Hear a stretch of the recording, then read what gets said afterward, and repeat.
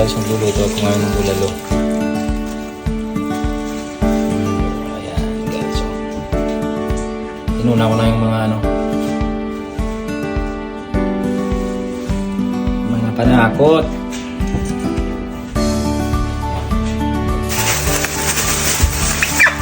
So guys, nalagyan ko ng haluan ko ng paa ng baka.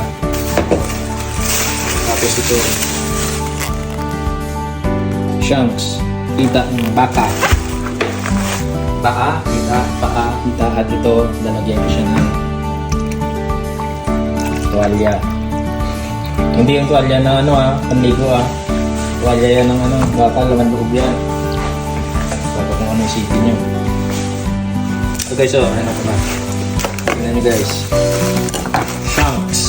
Wow. So guys.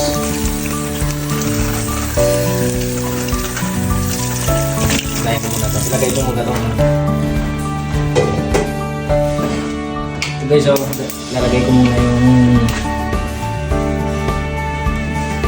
paa, pata.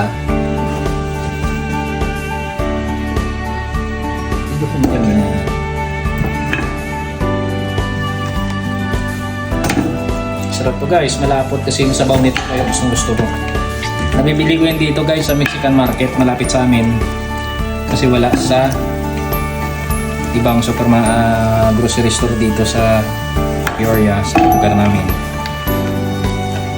Tuntua ako nung may nakita ako dun sa Mexican market.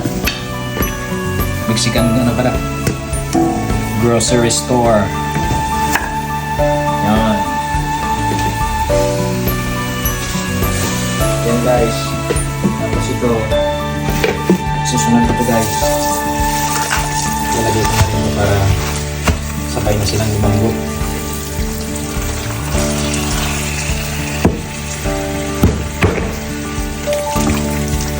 Guys, sarap nito guys. Ayan kayo dito mamaya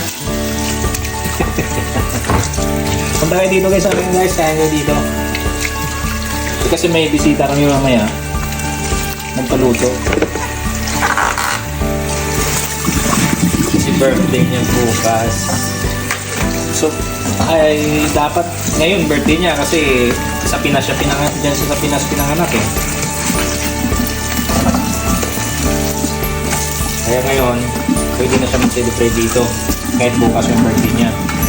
Kung dito, pero dyan siya pinanganak sa Pinas. Kaya ngayon, advance kasi dyan isang araw. So, pwede na siya mag-celebrate. Okay, so. Wow.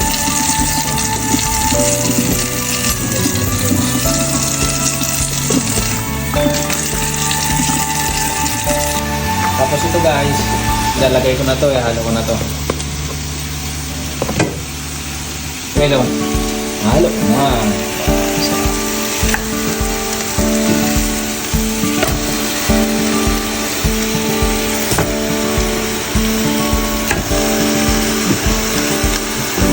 Sarap guys, Wow. Sabaw ka lang ito mamaya,